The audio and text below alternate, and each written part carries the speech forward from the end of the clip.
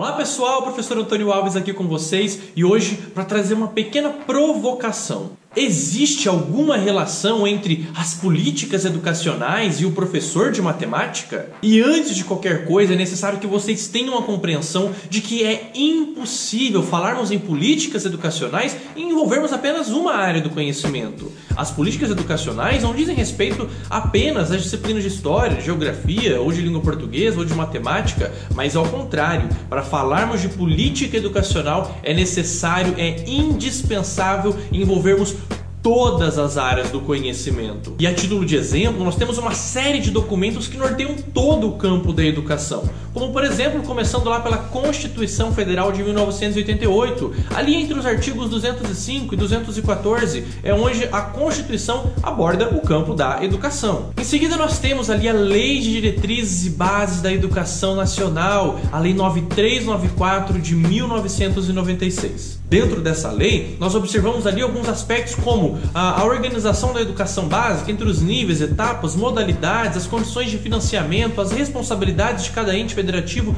enfim, uma série de fatores dos quais são indispensáveis que você, professor, não importa de qual área, tenha total compreensão. Ah, mas por que eu tenho que estudar e compreender as políticas educacionais, os documentos que surgem dos debates, as regulamentações? Vou trazer aqui para vocês um outro exemplo bem prático. Nós temos aí a recém-aprovada Base Nacional Comum Curricular. De imediato é necessário que tenhamos em mente que a Base Nacional Comum Curricular não é um currículo, mas ao contrário, como o próprio nome já diz, ela é a base para a construção dos currículos. Ela é um norte sobre os quais os municípios, as instituições, os estados vão se basear para poder criar daí então os seus currículos. E lá dentro da Base Nacional Comum Curricular, nós temos, por exemplo, o item 4.2, que se refere à área da matemática. E ali você vai encontrar todas as habilidades e competências sobre as quais os municípios, os estados, mais uma vez,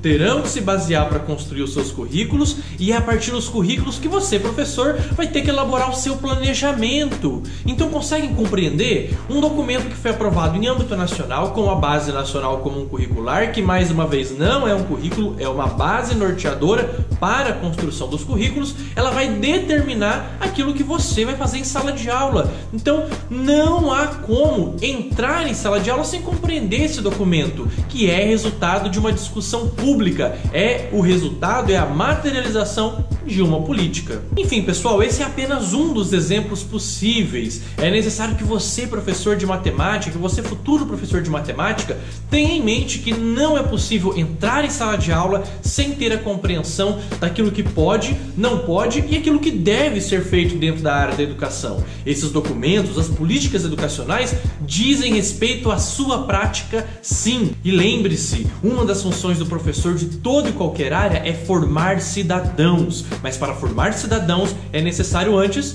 ser cidadão. E é impossível proporcionar ao meu aluno o sentido, a proporção, a importância do conhecimento, da função social do conhecimento na vida dele, sem antes que eu tenha desenvolvido isso. Compreendam a função do conhecimento na vida de vocês, compreendam a função das políticas educacionais na vida de um professor de maneira geral. Mais uma vez, eu sou o professor Antônio Alves, um grande abraço para vocês e até a próxima.